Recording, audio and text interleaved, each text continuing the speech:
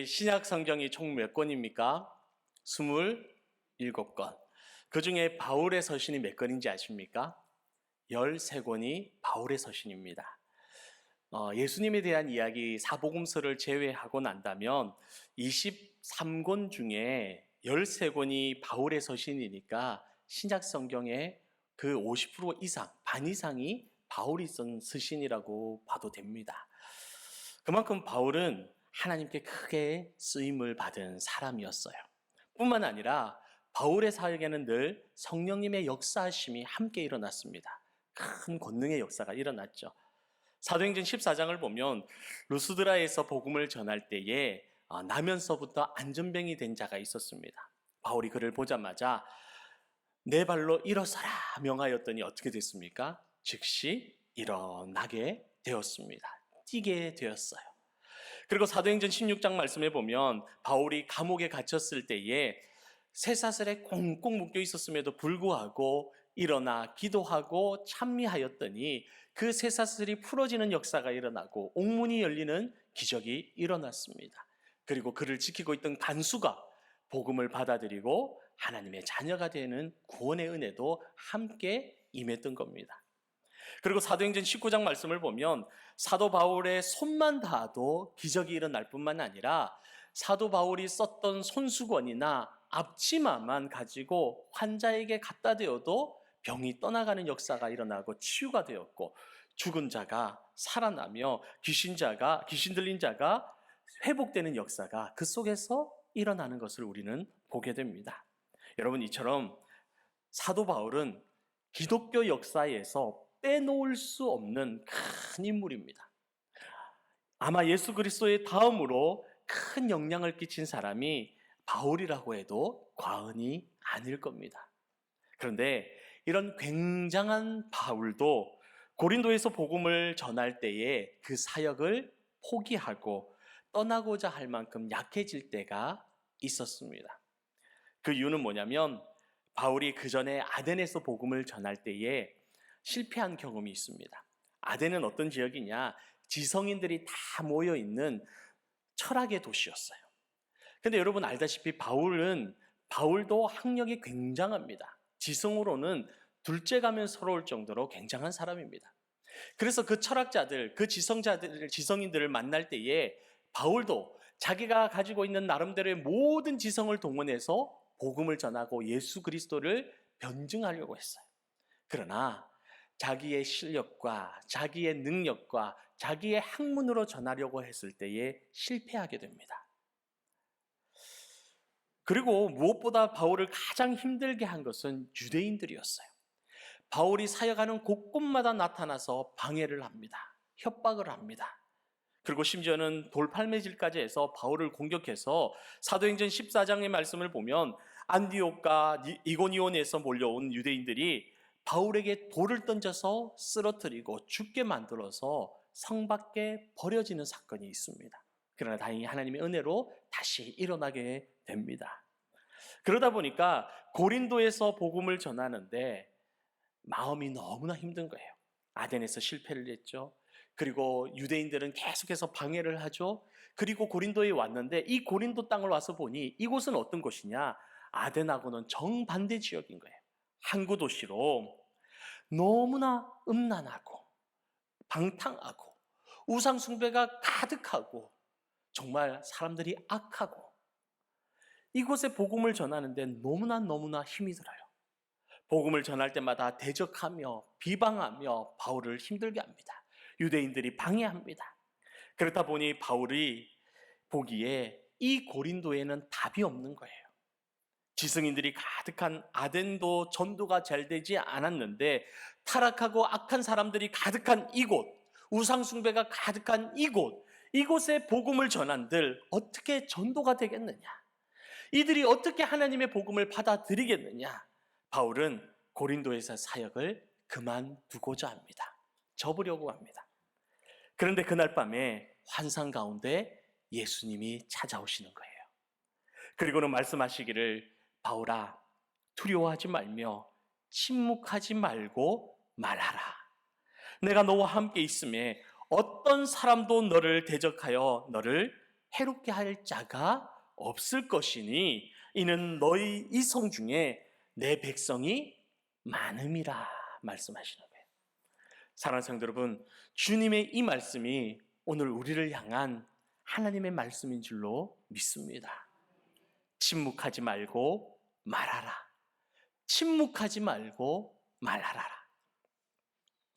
여러분, 어쩌면 우리가 살고 있는 이 지역이 이 포항 땅의 고린도일지도 모릅니다.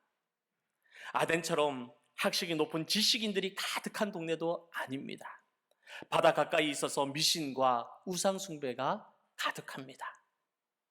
그리고 이미 교회에 나올 사람, 나오지 않을 사람, 뻔히 우리가 다 알고 있는 동네예요. 변함없는 동네. 복음을 전하기는 하지만 이미 우리 마음속에는 전도가 될 사람, 아무리 전해도 되지 않을 사람, 그렇게 나눠놓고 정해놓고 있는지도 모릅니다. 그래서 복음을 전하긴 하지만 기대감 없이 마음에는 이미 침묵하는 입술이 되어서 복음을 들고 나아가고 있는 겁니다. 그런데 여러분, 이런 우리에게 주님은 말씀하십니다. 그럼에도 침묵하지 말고 말하라. 침묵하지 말고 말하라. 오늘 우리가 고린도와 같은 이 지역을 향하여서 왜 침묵하지 말고 말해야 하는지 오늘 본문 말씀을 통해서 깨달음을 얻는 은혜의 시간 되시기를 주님의 이름으로 축복합니다. 첫 번째, 우리가 침묵하지 말아야 될 이유는 주님이 택하신 구원받을 백성이 아직도 많이 있기 때문입니다. 여러분, 이 지역에 예전에는 인구가 2만 명이었대요. 그런데 지금은 줄어서 1만 명이라고 합니다. 그런데 여러분, 1만 명이 적은 숫자입니까? 그 중에 10분의 1만 해도 1000명이 되는 숫자입니다. 많은 숫자입니다. 아직도 하나님이 택한 백성이 너무나 많이 있습니다. 사도 바울은 음탕하고 음란한 그 도시 고린도를 향하여서 복음을 전한들 구원받은 사람이 있겠는가? 그 도시에 하나님의 백성이 있겠는가? 생각하고 그 사역을 접으려고 했어요. 그만두려고 했습니다. 그런데 여러분, 그것은 잘못된 판단이었습니다. 어리석은 생각이었어요. 바울은 보지 못했지만 주님께서 말씀하시기를 이 성 중에 내 백성이 많이 있다. 이 성 중에 내가 택한 백성이 아직 많이 있다 말씀하시는 것입니다. 사랑하는 성도 여러분, 전도는 하나님께서 택하신 한 영혼 한 영혼을 찾아내는 것이 전도입니다. 그렇기 때문에 사람의 행동과 사는 모습과 가치관을 가지고 우리가 지레짐작하면 안 된다라는 거예요. 여러분, 요한복음 4장에 보면 수가성의 여인이 나옵니다. 여러분, 그 여인이 어떤 여인입니까? 남편이 자그마치 5명이 있었습니다. 그런데 지금도 함께 사는 남자가 자기 남편이 아니라고 그래요. 삶이 그렇다 보니 그 지역에서는 소위 말하는 왕따입니다. 소외되고 천대받고 무시당하는 여인이었어요. 아무도 그 여인과 말을 섞지 않고 아무도 그 여인과 함께하지 않습니다. 그래서 물을 기르러 나갈 때도 언제 나갑니까? 서늘한 그늘이 졌을 때 나가지 않고 아무도 움직이지 않는 그 땡볕, 그 땡볕에 혼자 나가서 아무도 시선을 두지 않을 때 나가서 물을 길러 돌아오는 비참하고 외롭고 버림받은 삶이었어요. 그 누구도 이 여자가 하나님께서 택한 사람이라고 생각하는 사람은 아무도 없었습니다. 그러나 하나님께서는 그 여인을 사랑하셨어요. 그리고 택하셨습니다. 그래서 예수께서 친히 사마리아까지 이 여인을 찾아가셔서 그 영혼을 찾아내셨습니다. 그리고 여러분, 여리고성의 기생 라합은 또 어떻습니까? 여호수아 2장 1절에 보면 라합을 묘사하는 데 사용된 단어가 기생입니다. 기생 라합이에요. 그런데 이 기생이라는 단어는 히브리어로 보면 조나라는 단어를 사용하는데 간음과 매춘을 의미하는 단어로 창녀를 지칭하는 단어입니다. 더욱이 여자라는 의미의 명사 이샤라는 단어와 연결되어서 매춘 행위를 하는 직업을 갖고 있는 여성을 나타내고 있는 거예요. 원어 성경은 그 라합을, 기생 라합을 그대로 보여주고 있습니다. 이방 땅에 이 기생이 하나님께서 택한 백성인 것을 누가 알겠습니까? 우리의 눈으로는 절대 알 수 없습니다. 그러나 그녀가 하나님의 소식을 들을 때에, 복음을 들을 때에 마음을 열고 구원의 백성이 되었습니다. 그리고 예수님의 조상이 되었어요. 여러분, 일생을 악하게 살았던 십자가의 강도는 어떻습니까? 생각해 보시기 바랍니다. 십자가에서 이제 곧 죽을 악한 강도예요. 하나님의 백성이 될 거는 아무도 예측하지 못했고, 아무도 우리의 눈으로는 그가 택한 백성이라는 것을 볼 수가 없었습니다. 그런데 오늘 네가 나와 함께 낙원에 있으리라. 예수 그리스도의 그 한마디 때문에 마음을 열고 구원함을 받았어요. 그리고 하나님의 택한 백성이 되었던 것입니다. 여러분, 혹시 내가 누군가를 보고 그 사람의 삶이나 성격이나 학력이나 행실이나 그 집안의 내력이나 자라온 환경들 내가 이미 다 알고 있다고 해서 그 영혼의 택함을 판단하고 있었다면 우리는 회개해야 됩니다. 내가 교만했고 내가 하나님의 심판의 자리에 서서 그 영혼을 판단했던 것, 우리는 그 교만을 회개해야 되는 것입니다. 아마 지금도 내 옆에 하나님께서는 택하신 영혼들을 가득 붙여주신지도 모릅니다. 그런데 나의 교만이, 나의 악한 판단이 먼저 판단하고 그 사람은 안 될 거야, 그 사람은 하나님이 택하지 않았어, 복음을 전해도 안 될 사람이야. 여러분, 우리가 입을 열지 않으면 알 수가 없습니다. 그러므로 우리는 누구에게든지 예수 그리스도의 복음을 전해야 됩니다. 어떤 마음으로요? 하나님의 택한 그 보물을 찾는 마음으로. 이 사람일까? 저 사람일까? 하나님이 택하신 백성이 누구일까? 그 보물을 하나하나 찾는 마음으로, 캐내어는 마음으로 입을 여셔야 된다는 것입니다. 만일 이 땅에 선교사들이 들어와서 입을 열지 않았다면, 복음을 전하지 않고 잠잠했다면 우리는 어떻게 됐을까요? 우리는 아마 다 망했을 겁니다. 지금의 북한 땅과 별반 다르지 않았을 거예요. 누가 더 못 사나 다투고 있었을지도 모릅니다. 아니, 어쩌면 이미 그 정권에 무너져 우리도 똑같은 삶을 살고 있을지도 모릅니다. 그러나 하나님이 선교사들의 입을 열게 하시고 그 입을 열고 목숨을 걸고 복음을 전할 때에 택하신 백성들을 찾게 하시고 마음문이 열리고 하나님의 거룩한 백성들이 일어나서 생각지도 못한 역사의 흔적들을 하나님께서 남기시면서 우리나라 곳곳에 십자가가 세워지게 만드셨습니다. 그리고 우리가 이렇게 축복의 땅을 살아가고 있는 줄로 믿습니다. 사랑하는 성도 여러분, 주께서 오늘 우리에게 말씀하고 계십니다. 침묵하지 말고 말하라. 이 동해면에 내 백성이 많음이라. 한 주간도 여러분 옆에 있는 하나님께서 택하신 백성들을 찾아내시기 바랍니다. 그 찾아내는 방법은 내가 입을 여는 것입니다. 그러기 위해서 여러분의 입을 열어 복음을 말하는 복된 성도 되시기를 주님의 이름으로 축복합니다. 두 번째 우리가 입을 열어야 될 것은 우리가 입을 열 때에 주님께서 함께 하시기 때문에 그렇습니다.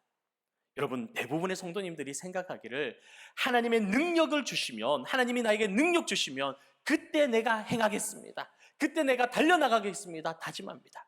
그래서 기도하기를, 주님, 내가 말할 수 있는 담대한 입술을 허락하여 주시옵소서. 주님, 내가 섬길 수 있는 넉넉한 물질을 허락하여 주시옵소서. 내가 헌신할 수 있는 건강을 허락하여 주시옵소서. 그리고는 그 기도가 응답될 때까지 기다리고 있는 성도들을 볼 때가 있어요. 하나님 허락해 주시면 가겠습니다. 부어주시면 가겠습니다. 열어주시면 일하겠습니다. 그런데 여러분, 성경에서 보여주시는 하나님의 법칙은 달라요. 다릅니다. 하나님께서 입을 열어주시고 물질을 주시고 건강을 주실 때까지 기다리는 것이 아니라 우리가 믿음으로 행할 때에 그 능력이 임한다고 말씀하고 계시는 것입니다. 모세가 믿음으로 손을 들 때 홍해가 갈라졌습니다. 이스라엘의 제사장들이 순종하여 요단강에 발을 담글 때에 요단강이 갈라졌습니다. 베드로가 말씀에 순종하여 물 위로 발을 내디딜 때에 물 위를 걷게 되었고, 금과 은은 내게 없거니와 나사렛 예수 이름으로 일어나 걸어라 믿음으로 선포할 때에 안전병이가 일어났습니다. 귀신이 떠나가고 병자가 치유되는 역사는 기다릴 때가 아니라 입을 열고 선포할 때였습니다. 믿음으로 행할 때였습니다. 여러분, 우리가 침묵하지 말고 말해야 되는 이유가, 입을 열어야 되는 이유가 여기에 있는 겁니다. 우리가 입을 열 때, 믿음으로 행할 때에, 순종할 때에 그곳에 기적이 일어나고 문제가 해결되고 영혼이 구원받는 은혜의 역사가 이루어지기 때문인 것입니다. 예전에 말을 잘 못하는 어떤 사람이 있었어요. 근데 말씀을 듣고 은혜가 임했어요. 오늘처럼 은혜가 임하니까 이 사람이 가만히 있을 수가 없어요. 입을 열어야겠는 거예요. 순종해야겠는 거예요. 그런데 자기는 말이 어눌해요. 잘 못해요. 그래서 이 사람이 생각하다가 한 가지 방법을 찾았습니다. 동네 사람들에게 찾아다니면서 얘기합니다. 오늘 우리 집에 와봐. 내가 뭐 줄게. 그래서 사람들을 불러 모았어요. 그리고 사람들이 모이니까 자기는 말을 못하니까 그냥 목사님의 설교를 읽기 시작을 했어요. 그냥 읽었어요. 그런데 그 가운데 성령의 역사가 일어나는 겁니다. 마음의 찔림을 받고 회개의 역사가 일어나기 시작했어요. 택한 백성들의 마음이 열리기 시작한 것입니다. 입을 여니 하나님이 역사하신 것입니다. 한 사장님이 스트레스를 너무나 많이 받았어요. 신경쇠약으로 죽게 되었어요. 그래서 병원에 가서 이 약, 저 약 다 먹어보는데 효과가 없어요. 그러니까 의사 선생님이 추천을 합니다. 당신은 병원에서 고칠 병이 아닌 것 같습니다. 휴스턴 교회에 찰스 알렌 목사님이 계신데 그 목사님을 한번 찾아가 보십시오. 믿음으로 추천을 합니다. 그래서 이 사장님이 그 목사님을 찾아갔더니 목사님이 처방을 해주십니다. 지금부터 좋은 약을 처방할 테니 잘 들으십시오. 약은 구약입니다. 약 종류는 시편 23편입니다. 복용을 할 때에 꼭꼭 씹어서 하루에 5번씩 복용하십시오. 아침에 눈을 뜨자마자 아무것도 하지 말고 제일 먼저 이것을 복용하시고, 아침 먹고 복용하시고, 점심 먹고 한 번, 저녁 먹고 또 한 번, 그리고 자기 전에 또 한 번, 이렇게 5번을 복용하셔야 됩니다. 그리고 복용하실 때는 아무리 바빠도 과용하시면 안 됩니다. 한 번에 5번은 절대 안 됩니다. 시간에 맞춰서 물과 함께 꼭꼭 씹어 드십시오. 얘기를 했어요. 그래서 이 사장이 지금 지푸라기라도 잡고 싶은 심정에 그 말씀에 순종하면서 하루에 5번을 꼭꼭 씹어 먹었습니다. 그랬더니 얼마 후에 완전히 그 병에서 자유함을 얻게 되었다라는 것입니다. 말씀에 하나님의 능력이 임한 거예요.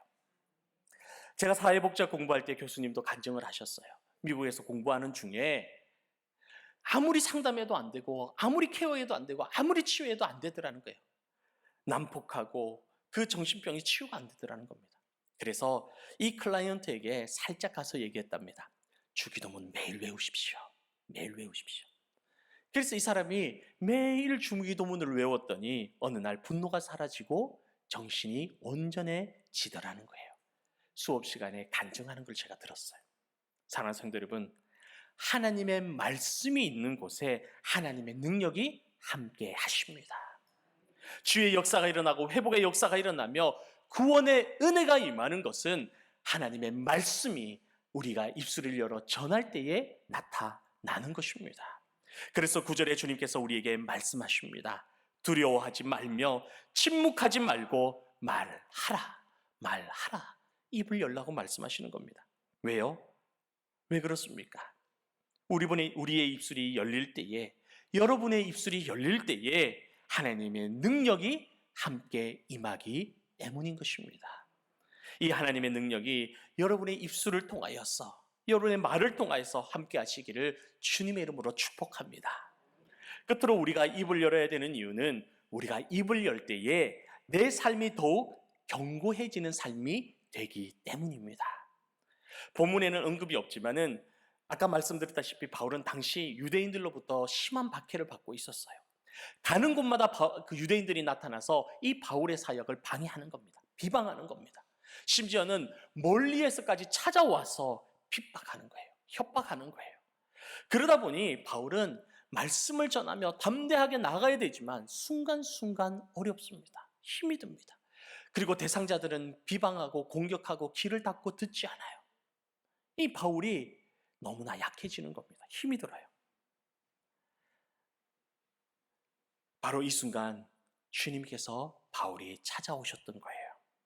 그리고는 변함없이 바울과 함께 하시겠다고 약속하시면서 말씀을 전하시는 겁니다.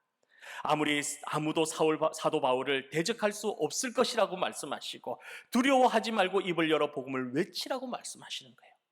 바울의 그 속마음, 바울의 그 안타까운 마음, 힘들어하는 마음을 이미 하나님은 알고 계셨던 겁니다. 무엇 때문에 힘들어하는지, 무엇 때문에 두려워하는지, 무엇 때문에 입을 열지 못하는지 하나님은 이미 아시고 그것을 꼭 집어서 말씀하고 계시는 것입니다. 성도 여러분, 이 말씀을 들을 때에 바울이 얼마나 감격이 됐겠습니까? 얼마나 큰 용기가 나고 힘이 되었겠습니까? 주님이 우리를 대하시는 것도 항상 이와 동일합니다. 우리 곁에 항상 주님이 함께 하시면서 우리를 떠나지 않으세요. 우리가 힘들어할 때에, 우리가 실패할 때에, 우리가 답답해할 때에 이미 하나님은 알고 더 깊이 우리를 찾아오십니다. 실패로 두려운 가운데 있을 때 세상 사람들을 우리를 비난하고 떠나고 우리를 조롱하고 우리를 놀리며 우리를 무시할지라도 주님은 그렇게 하지 않으신다라는 겁니다. 오히려 우리가 실패 가운데 있을 때 더 적극적으로 다가오셔서 희망의 말씀을 주십니다. 위로하시고 용기를 주시고 변함없이 내가 너와 함께 하겠다라는 신뢰와 지원을 아끼지 않으시는 하나님인 줄로 믿습니다. 사랑하는 성도 여러분, 여러분과 함께 하시는 주님이 바로 이런 분이세요. 우리가 위축되어 있을 때, 실패하여 낙심하고 있을 때 주님은 찾아오셔서 말씀하십니다. 내가 너와 함께 있음에 어떤 사람도 너를 대적하여 해롭게 할 자가 없을 것이다. 성도 여러분, 우리가 복음을 전하는 입술이 될 때에 주님께서는 우리의 삶을 더욱 견고하게 세워주실 줄로 믿습니다. 복음이 잘 전해지지 않고 전도의 열매가 없으면 우리는 실패라고 생각을 합니다. 내가 너무나 부족하다고 생각을 합니다. 그래서 바울처럼 포기하려고 할 때가 얼마나 많습니까?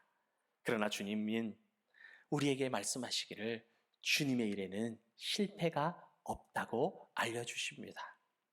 새로운 약을 하나를 찾아내고 개발하는 데는 1만 2천 번의 실패를 거듭한다고 합니다. 그리고 유전 하나를 발견하는데도 30번 가까이 탐사를 하고 파고 그렇게 해서 겨우 유전 하나를 찾아낸다고 그래요. 러시아 속담에 병사여 인내하라 곧 장군이 될 것이다 라는 말이 있습니다. 여러분 인내하시기 바랍니다. 하나님께서 곧 보여주실 것입니다.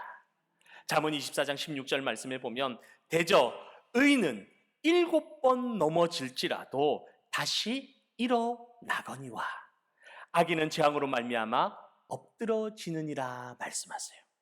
왜 의인은 넘어져도 아주 엎드러지지 아니하고 7번 그 완전히 완벽하게 일어날 수 있는 겁니까? 왜 그렇습니까? 그것은 주님의 능력의 오른손이 나를 붙들고 계시기 때문인 것입니다. 복음을 위해서 입을 여는 자녀는 주께서 견고하게 날마다 붙들어 주시기 때문에 여러분이 쓰러지지 않고 더욱더 견고하게 일어나는 삶이 될 줄로 믿습니다. 사랑하는 영일만 성도 여러분, 나는 알지 못하지만, 나는 보지 못하지만 이미 내 옆에 하나님께서 택하신 백성들이 많이 있습니다. 전도는 그 사람들, 그들 한 영혼 한 영혼을 찾아내는 겁니다. 여러분이 입을 열 때 찾게 될 것이며 여러분이 입을 열 때에 하나님의 능력이 함께 할 것이며 여러분이 입을 열 때에 내 삶이 더욱 견고해지는 것을 보게 될 줄로 믿습니다. 이 시간 축복의 역사가 그 은혜의 역사가 여러분이 입을 열어 행하는 여러분과 함께 하시기를 주님의 이름으로 축원합니다.